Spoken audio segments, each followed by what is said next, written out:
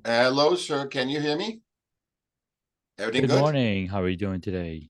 Good. Where are you? Where are you located? I'm in my room. I'm in No, Virginia.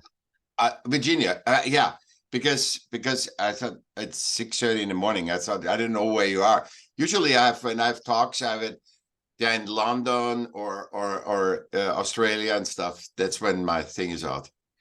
Yes, yes, of course. All right, let's jump right into it.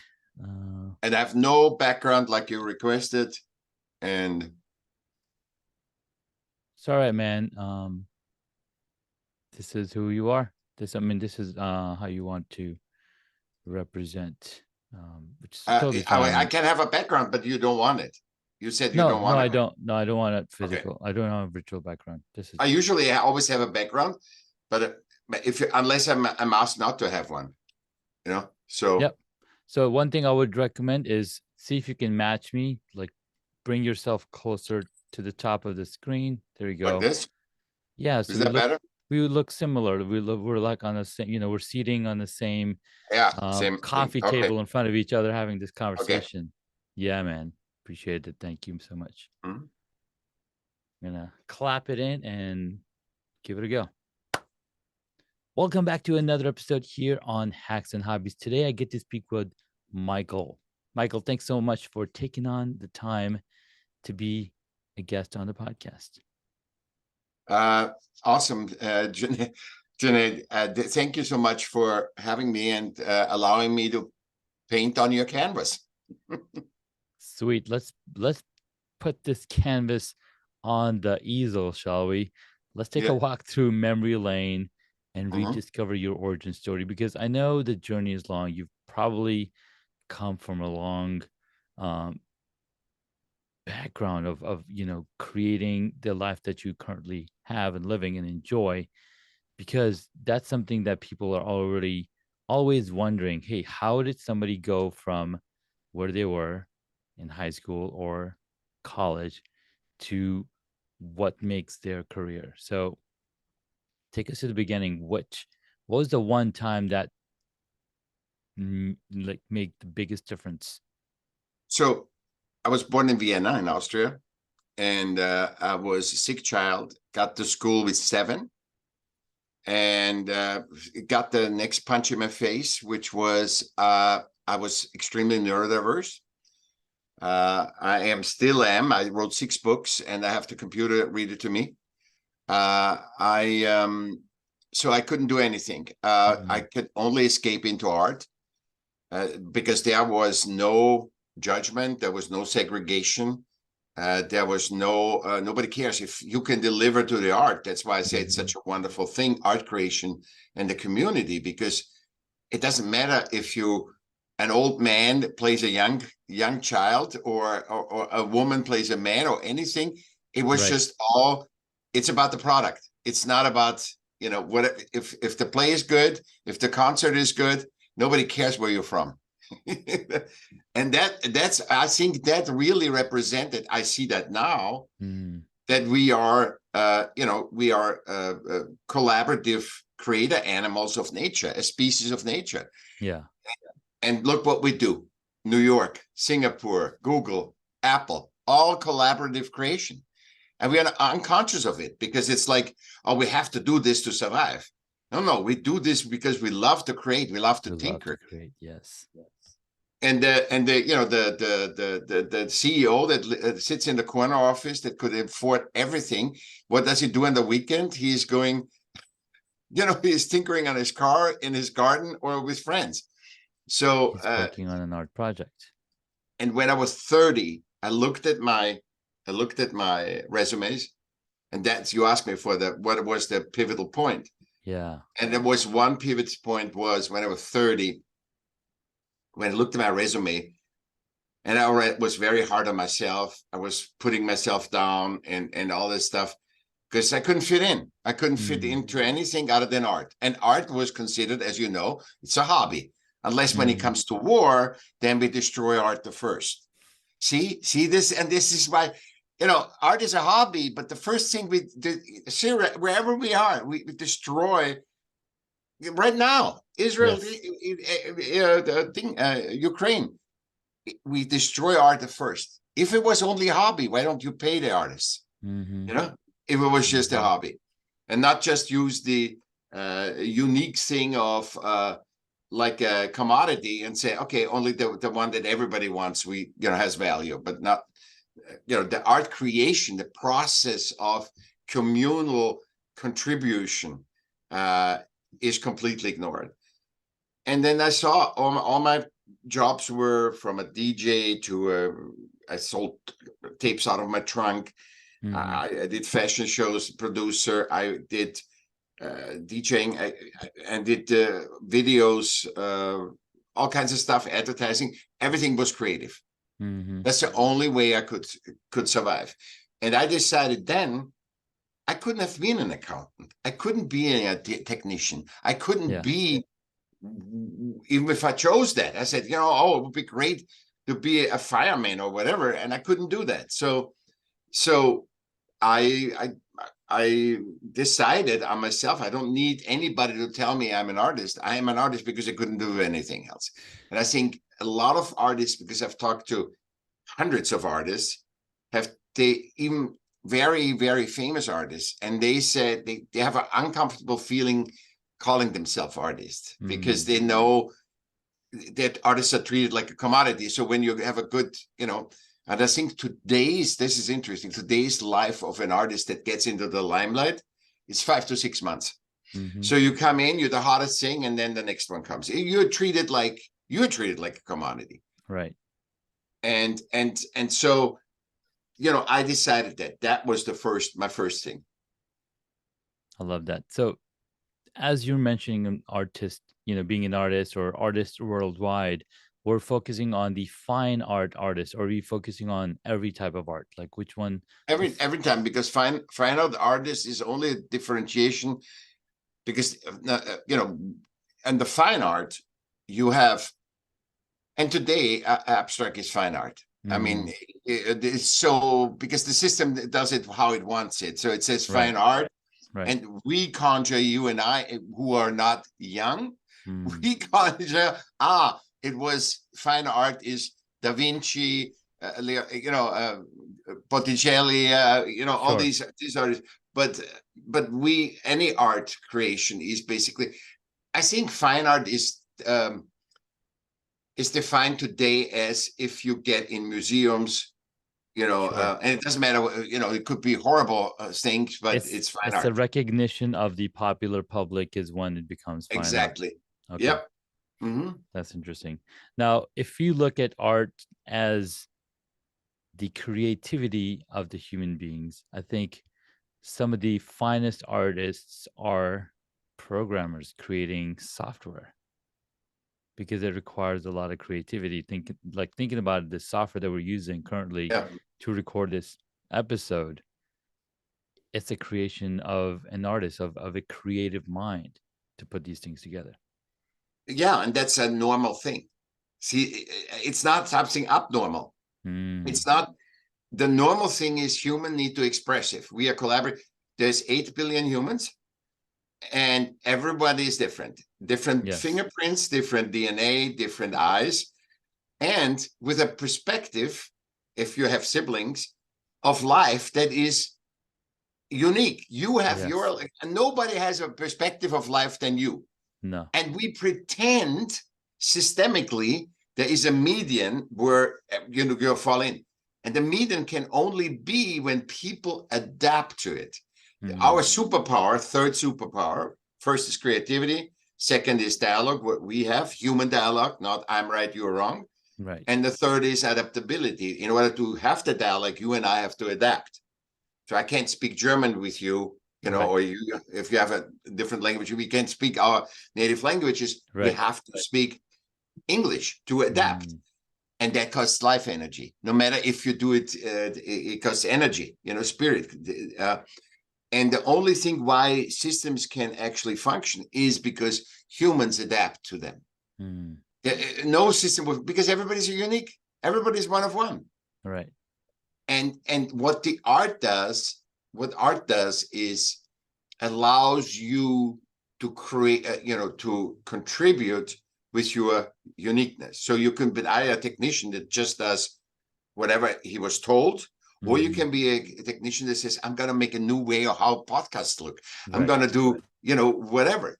And there's a difference. And That's and, the and difference. when you and when you cannot express yourself uniqueness, say, if you do exactly what you're told, then you get wars.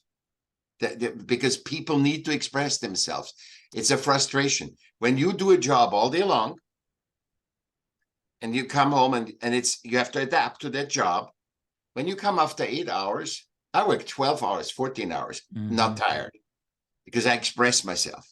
Yeah. But if you work 8 hours, you come home, you're tired. You cannot express yourself, but you are a collaborative creator animal. You need to express yourself, because in your expression is that technically, is that artistry, is that cooking, is what, with your family, you learn about your uniqueness and why you're so special, why you're one of 8 billion people. This is not something, you're just one of one. That's systemic. You're one of 8 billion. So people want to kill themselves, kids. You tell them you're one of one. If you don't think you're special, you don't see the world the right way. You're one of one. And when you cannot express yourself uniquely, like Michaell does, Janedla does, when you cannot do that, you get frustrated and you get tired. And what you're doing when you're frustrated after 8 hours, you go home, you eat. You shouldn't eat at night. You pump up and get that frustration down, and then you're so tired, because that makes you tired too. Then you put on Netflix and watch, and you consume instead of express. Instead of expressing. Oh my God. That's so true. So human beings have the innate requirement to express, to release all of the things that they're creating. And that's so true, because our bodies are creating new cells all of the time. There's new brain cells being born every single day. And if you don't, because you're never static. You never stop. Right. You always grow. So you're going in prison, you grow. I put you into a wood cabin with nothing, no dog, nothing. You're just sitting there in a wood cabin. What are you doing? You're talking to yourself. They've found specific. We are such a herd animal. Yes. And collaborative, because we see more when you and I talk. We see more than if I just talk to myself. Yes. But we can't be alone. So loneliness is a systemic word. Loneliness you feel when you think you should be with in a party, you should be with them, you should have a lot of friends, but that has nothing to do with loneliness, because you can't be lonely. It's the humans can't be lonely. They can feel the emotion of loneliness, but they can't be lonely. That's a mind construct, because you're talking to yourself. When you're lonely, you're talking to yourself. The guy in the prison, they're not lonely. They're talking to themselves. They're talking, and actually talking to each other. Yeah. Man, Michaell, that you've opened some serious cans of worms over here. I don't even know which way to go. We have a little more time. Right. We have a little more time. We can go a little deeper on. So you've written 6 books. You self-taught yourself and wrote these 6 books about art and humanity. I'm sure that self-taught has to do with the people around you, or the situations that you were put in, or influences that you experience growing up.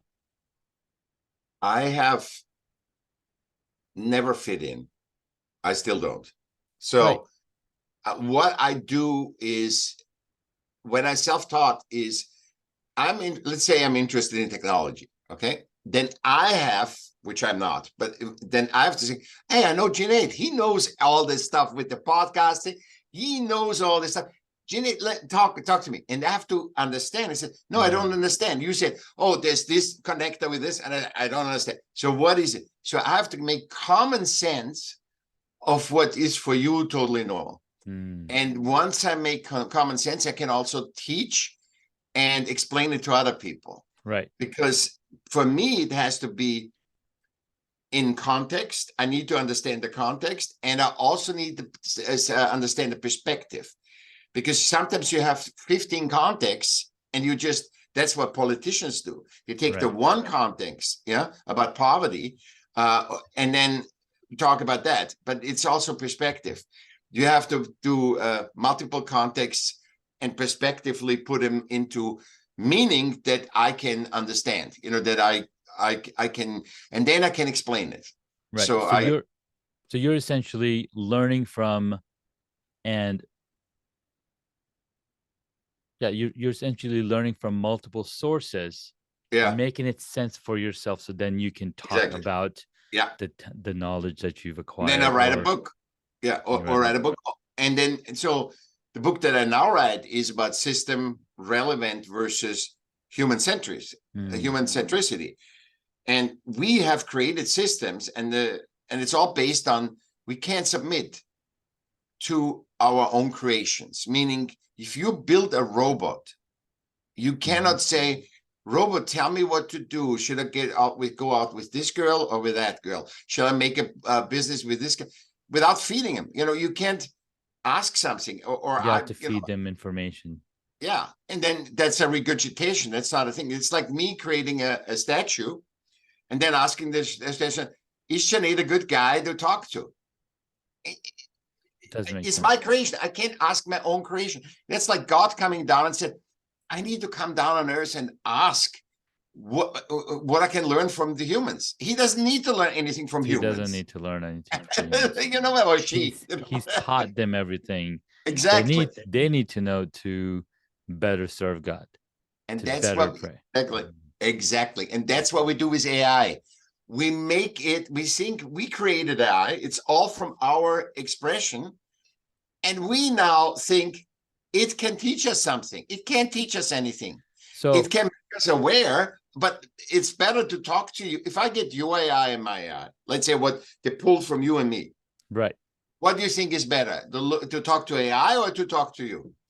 Talk to the actual human. But I think what's happening is you're over generalizing what AI is. But if you think about it, AI is a culmination of knowledge from several humans. For example, let's say I'm talking to 100 physicians, and their knowledge is now stored in the library. Why do we go to the library and read books from different authors? No, I understand on the same topic.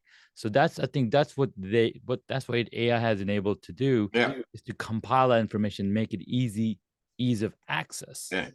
Right.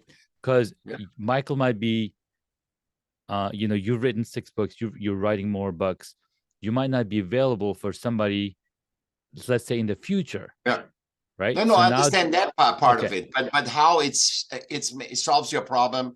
It's your assistant. It's not your assistant. It will never be your assistant, because an assistant. It's just an enabler. It's just for information. Tool. Right. Exactly. It's another tool, another piece of library. Like, remember back in the days, people were like, oh, we got to go look into the Encyclopedia Britannica, right? Exactly. Because it doesn't exist anymore. It doesn't exist anymore because it's part of the Wikipedia, the general knowledge. So over time, what's going to happen is the information access is going to become easier and easier and easier. Like, my kids can now ask Siri, hey, what is blah, blah, blah? And then Siri will go access information from a database and present it to them. So it's getting easier and easier accessibility to the information. But the question is, it still does not become knowledge until you actually execute and take action on that knowledge. Just like what you're doing, you've taken knowledge and information from 10, 20 different people, and now creating it into a book, which is absolutely amazing. The thing is, I take it, I'm observer. I really observe. I'm not thinking in my mind construct, I'm going in the world and observing every moment. Sure. And from that, I have my own AI, right? What I absorb. Your own intelligence, intelligent. And then I listen to you, I listen to other people. And then out of this, I said, I think this is going in deeper. I want to explore it. Like, I wanted to explore him in last book. Why artists make 1% of artists make money, and the rest is poor worldwide. It's all over the world. It's the same. Like what we talked before. It's like a hobby, but it is so powerful that you have to suppress it as a hobby, and then you destroy it before, because you don't want artists to know that it's very powerful. You know. Yep. So as you discovered, the 1% of the artists are the successful ones. What are they doing differently compared to? They're not doing anything differently. Nothing. It's not a doing thing. They just, people respect bonds. It's like a commodity. The art market, I was totally blind. The art, what you and I say as the arts, is the art business. It's not, because you and I wouldn't even say about artists if somebody's in the shed and just doing stuff and nobody sees the work. You see the market, the systemic stuff. And that's what brought me into system relevant and human-centric. So you see it's like you're creating a new bicycle. You put that bicycle out, yeah, and everybody wants that bicycle. I mean, everybody wants the Tesla, but there was an innovation with the Tesla. But basically, there's electric cars since 1939. Yeah, is electric cars. So it's not. Oh my God! When you hit the jackpot, you hit the jackpot. You know, and very few people are like Elon that do it twice or 3 times. You know, so. Right. And he can't do anything. Look at Twitter. You know, I think so. You're right. They're using the system to make it to the next level, as opposed to most artists are not using the system to become popular. Because I have seen some really up and coming artists that have gone from 0 to amazing level of fandom through their consistency and using the tools that are available. For example, there's this one artist, they're like, you know what? I was drawing art in my home, in my room, and my grandma, loved it. And then she was like, what if I went out in the streets and just asked random people if I could paint them? And so he started doing that. He was in New York. He would go out and he would just set up his easel and then ask just a random person, hey, do you mind if I paint you? And then as he's painting them, he's having a conversation. Then he would make this portrait. And then they were like, wow, this is so realistic. So he did that literally every single day. And then he started posting these videos that he created on TikTok. And now he has over 35 million followers. He was even able to create a portrait of the president and hand it to him. Right. So he's like, oh my God, when I do my portrait, I want to bring you on. So he gained popularity. And because he used the system that was available, TikTok, Instagram Reels, he's able to get out of debt. He's able to get out of poverty because he used the system, but he still stayed true to the artist that he was. There's a lot of layers in this. There's a lot of what I'm saying contextual. Let's break it down. Number one, he used what's available, TikTok or Instagram and stuff. So he used it. Obviously, if you're not seen, you can't make it as an artist. You need to be heard or seen. Yeah. Because you need to have that one person, like his grandmother said, do somebody this. To believe in you. Yeah. Believe in you. Because when you're two, that's why I say, when you're alone, it's better when you're 2 humans. And when another human honestly says, hey, what you do is good, why you don't go out, that does wonders. But what do we do in this system? We put people down. We say, oh, it's never going to work. It's never. And most people that make it, I was told I will never make it. Right. I will. And I haven't make it. I haven't make it for me. I'm happy every morning I wake up. Sure. And I didn't. But so there's this layer. Then there is another layer is when you do this every day, you get deeper and deeper in yourself. So when I start writing, I couldn't write. I mean, it's not in my language, but I get better and better and more fluent in how I would speak it. And you get more of your, which in technology, you the more you do it, it's not about the technology anymore. You play You dance with technology. You There's gotta a dance way with it. different, and that's the art. Art is when you dance with the medium that you use. If that's cooking, if that's technology, that's the artistry, is when you start dancing with it. When you get so fluent in doing stuff that people say, oh, I went through everything, Janot, I have done everything. And you said, no, push this and this, and it's done. And it's done. Because it's the experience plus dancing with the medium. And then also portraits are very easy, not easy to, but people like portraits. People like, so if I cannot do portraits, I have no skill. So you have to have a skill, right? An ability that you're born with, which I don't have with my hand. Or develop it. Yeah. And I can't develop it because of my hand-eye coordination, but I can do great abstract art. Yes. I can do unbelievable stuff. But so there's a lot of layers in that. And I think he would have made it as anything. Also, there's another thing. If you are a good artist, it doesn't mean the artistry gets you. I think this guy is not giving up. That's the whole thing. That's the thing, right? You need to keep going. Yeah. When in hell, you know what Churchill say, when in hell, keep walking. You know, that's what Churchill said. But I say my interpretation of it is, when in hell, keep walking in baby steps. Just keep walking, slow, little inch yourself forward when you're in hell, in crisis or whatever you say. I love that. I love that, man. Dude, this has been some really deep conversation. Art is when you start dancing with technology, Michaell. Yeah. How do I say your last name? Sorry. Michaell Magrutsche. Michaell Magrutsche. Art is when you start dancing with technology. I totally love that. I'm gonna put that quote, tag you in it, and because people don't realize what it really takes, and just the tiniest things can become a huge phenomenon if you really put the effort and if you have believers around you to make that a reality. Thanks so much. But the thing is, see, there's another layer in there.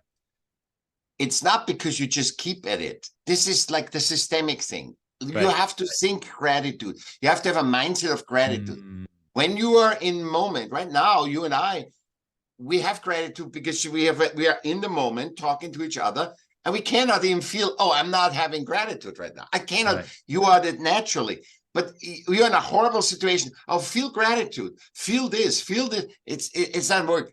So it doesn't work. No. What I'm saying is, when you stick to something, okay. This is amazing. This is will blow you. This when you do something. I say today, in today's, not before, like 20 years ago. Now, when you want to do any business, when you want to do any art stuff or anything, any hospitality or whatever you do, you must love it. It's not a fad. Not, Sinead made money with technology, I'm going to do the same. That is not a business. You have to have to first be and be very clear that this is your joy. You could do this forever. This is when you do technology and they have to pull you out, and say, come eat with the family, because you're tinkering, because you lose time, space. You're so into that thing. When you don't have that in any business, you can never put in the 12 hours. You can never stick with it, because you're forcing yourself already, your life force, your spirit, you force yourself into it. And I'd like say, if I was your friend and I cannot paint a thing, and I cannot see, because when this is your ability, his portrait, it feeds him, because the universe says, that's you. So you have to, this is with me too. I could have given up. I could have given, but if I trusted my feeling, I trusted what satisfied me and what interested me, and art interested me. I could never have I said I can never stop looking at art before. Now I'm more, I can never study art, the creation, enough. And when you don't have that feeling, don't open a business, or just to make money, because money is a symptom. It's not a cause. And 60% of Americans live paycheck by paycheck. So there's something wrong. And it's not just to do what everybody else does and push. It's finding yourself what completely satisfies you. And if that is making kids' toys, then make kids' toys. If everybody says no, you make kids' toys. Because that's what makes you happy. That makes you happy. And they're connected. It's not like, oh, do the horrible work, sell out, do this because there's a lot of money in it. Yeah. I mean, look at how many, I know when I grew up, everybody said, be an attorney, because attorney, you're going to be needed. Nobody, AI is the first thing that exchanges attorneys. So, and all the people that were attorneys, they saw the attorneys in a movie, and they were reflecting to what is an attorney in a movie. It's like being a doctor on TV, right? There's a difference in reality. Yeah. And if you got to look what is the reality, and if that reality is really helping you, Amen. If Amen. it's that really feedback to you, is that resonating with you that you want to do that, Absolutely. Michaell, this has been a really enlightening conversation. Thank you so much for bringing it to the audience. I want to take a quick break, and we come back from the break. You can share 3 hacks for the audience that they can implement in their lives and enable them to be the artist that they are hiding from.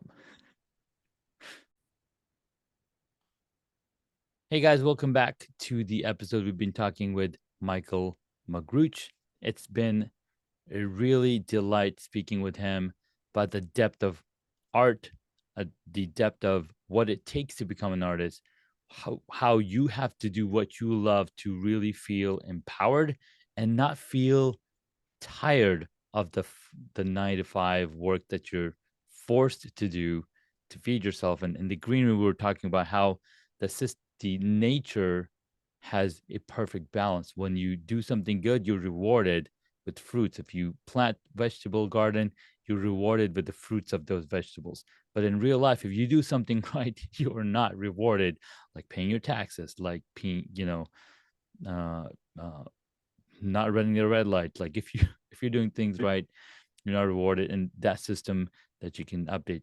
Again, that's a totally different conversation that we can go deeper into. And Michaell has a podcast also called the Smart of Art podcast, where he's exposing the true value of art creation 30 seconds at a time. Really consumable, fast content. Thank you so much, Michaell, for that. Yeah, this is good. By the way, the 30-second podcast is good because it's once a week. You just listen to it, and it's a quote. For me, it's not from Churchill or from anybody else. Sure, it's your quote. It's from me. Nice. And it's all about art creation. And I would ask everyone to listen to it, because it's 30 seconds and it makes you think. It's not here to say that's what you do.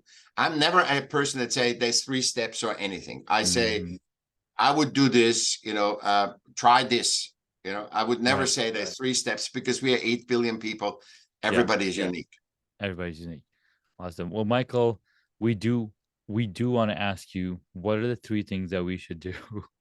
No, that's not 3 things. 3 things, hacks. Right. Let's jump into those. I would say, number 1, be aware that you are one of 8 billion people. And you are unique, and you have a unique perspective of life. So if you see life as this, it's correct. It's correct for you. It's not, oh, I think the Republicans are the best. I think the Republicans are the worst. I think this. No, you look at whatever and you resonate with that. I say it's our 6th sense when you resonate, because when you resonate with something, there's something for you in it. If you're indifferent to it, then don't even give it attention. If you're indifferent about politics, don't give politics an attention. Just worry about kids, worry about elderly, worry about, you don't have to do the systemic things, whatever resonates with you. And then that's the one. And then see see, and I'm gonna send you the graph, which is in the episode. Perhaps you can add that to the episode. System relevance versus human-centric. We are a collaborative creator animal of nature. We create. We don't do anthills. We create cities. New York, Singapore, blah, blah, blah. But we are the creators, so we can change them. You know, we can adapt them. We can update them, that's what we see now. It's systems need to be updated because humans grow always. We talked about that too. Yeah. So to update our system and see what's relevant, because I always say this: when a mother has to take care of her sick child, and she calls the company and says, "I have to stay home," and the company says, "Okay, stay home." They can't say anything. It's for the law. You have to take care of the kid. But wouldn't it be if it was human-centric that you call the company and says, "My kid is sick," and they say, "Don't worry, Maria. We take care of, we can handle it." That's the way. So then the mother can actually take care of the child without feeling guilty. Because when you feel guilty that you don't go to work, right, you can't take care of the child. And then, so see the difference, what upsets you. Humans, that the kid is that the child is sick, or that you feel guilty, and then let the guilt go, because it's about the child. It's not you, a human. You got to help another human. Yeah. So that's absolutely one. So the C, system relevant versus human centric. And then the third one would be, creative, express yourself. And we all do that. Your father sets the table differently than your mother. Your wife sets the table differently. The glass is here. He uses the different utensil. We do constantly the creative decisions. So know that art is a part of you. You cannot be not an artist. An artist is, it's like, I cannot run a marathon. Yeah, but perhaps you can run a marathon if you train for it. And marathon guys you have all the tools, unless you're handicapped. You have the tools to run a 1K. It doesn't matter. Yeah. It doesn't mean a marathon. So don't say you're not an artist, because you are all creative. And I love that when super businessmen come to me and say, "Oh, Michaell, I can't believe what you do. I can't be an artist." I said, you wouldn't call yourself a businessman if you weren't an artist. What we talked before, right? It's like you're dancing with business, with finance, with people, with industry. That makes you a businessman. And people that call themselves a businessman and don't do this, they're not businessmen. They're just going through the notions. So try to express yourself and be aware of that. Just I like to always say the thing. I love to cook. I love to do this. I love to even as simple as I love to put my clothes together. And I always get something. People say, "You always dress so nice." That's resonance. That's go in that direction. Do more. Try things out. Right. Because in that resolve, it doesn't mean it needs to be a perfect product. In the doing, you learn about yourself, about your uniqueness. You never need to be a fashion designer. Right. It's just doing. Give creation attention. Give creation attention. I like that.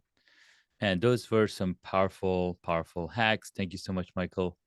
Let's jump into our rapid fire questions that I love to ask my guests.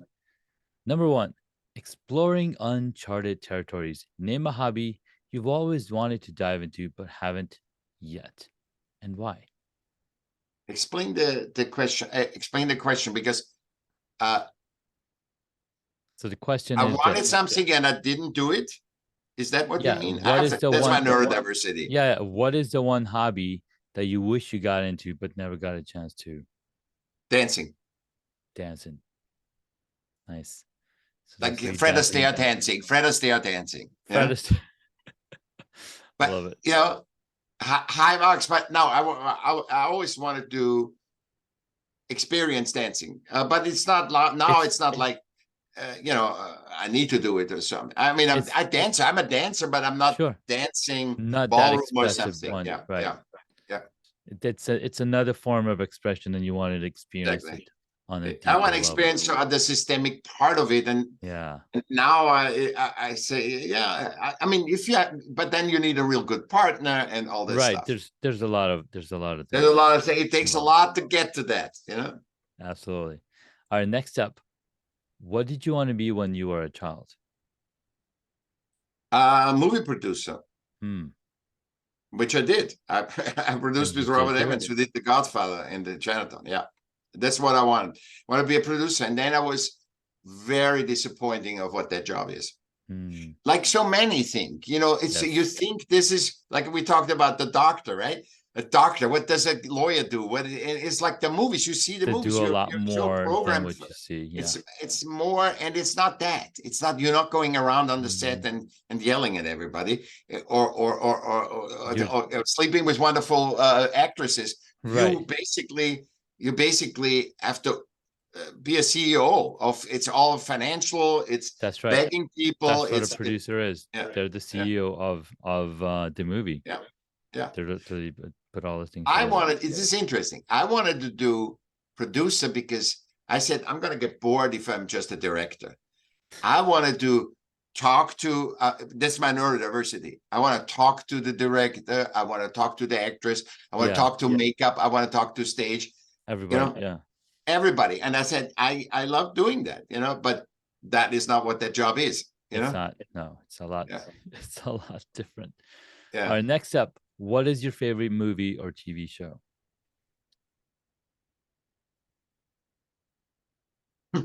You know,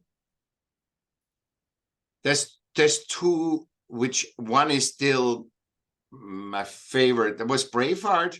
And I have to see Braveheart again, but I never saw a movie twice. There's very few movies, and I'm looking.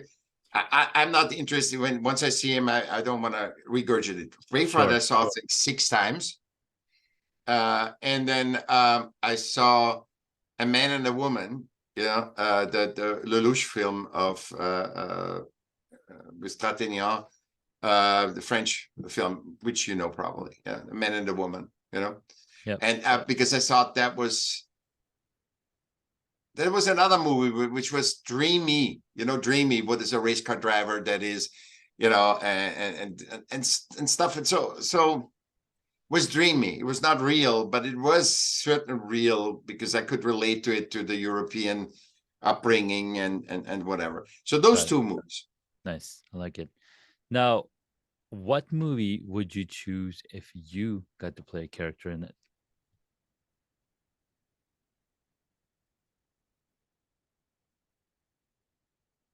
I don't understand the question exactly. So let's say you got to pick a movie that you get to play a character in it. For example, in Star Wars, you're Luke Skywalker, or in Toy Story. Oh, identify. If I identify, see how this is exactly. This is great that this happened because we look at different perspective at the same thing. You ask me a question, and I have the guts to say I don't understand, versus saying, "Oh, I want to play Churchill." You know, no, you know, it's just no. So I don't have any idols. Sure. I don't have any idols. I don't want to be somebody else other than me. I just don't. I would.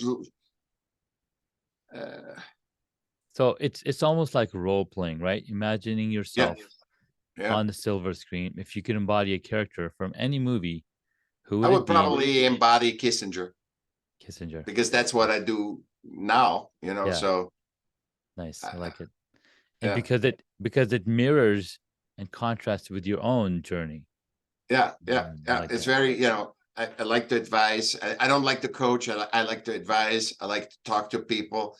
I like to, you know, guide them into, you know, actually, I want to not even guide them. I want to, that they run it, that they meet me, they run there, and I contribute to their, oh my God. I didn't even think about it. I didn't see that. You know, like you said, you know, oh, this is a great video. Exactly. That's what I like. That's my juice. That's my life juice, you know? Nice. I like it. Because I don't know if that quote is going to help you. I don't know that. It's not. Yeah. So, yeah. You don't know that, yeah. But until they listen to it and see that perspective that you're presenting, Yeah. does it make sense? All right, next up, navigating through the world of superheroes. Who's your favorite? And is there a particular trait that they possess that you wish to embody or believe you already do in your professional life?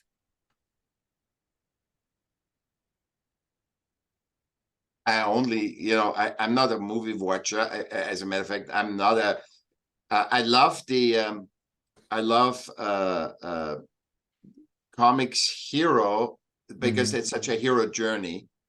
I love the storylines, but I'm not a specialist in Spider-Man or anybody. I'm not a specialist in that. Superman. I mean, I only know Superman, Batman, Spider-Man. Sure. The Arrow. I don't know. I don't. I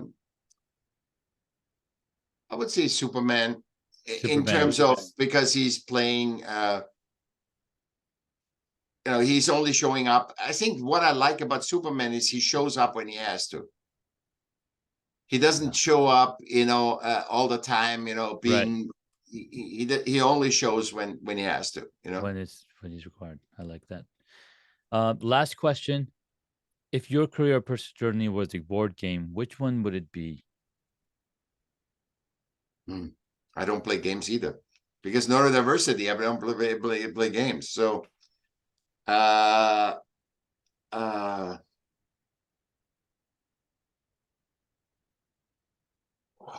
what board game? I tell you what I like sports. I like frisbee because in frisbee there is no referee. Ultimate frisbee, and I created one of the first clubs in Austria, the Frisbee Funkers, and I board games. I can't relate. I can't relate to it. I never, Monopoly and stuff. I can't even understand. Sure. That's why I don't understand systems right now. Understood. Well, Michaell, thank you so much for your time here on the podcast. Where can my audience find you? And where can my audience find you?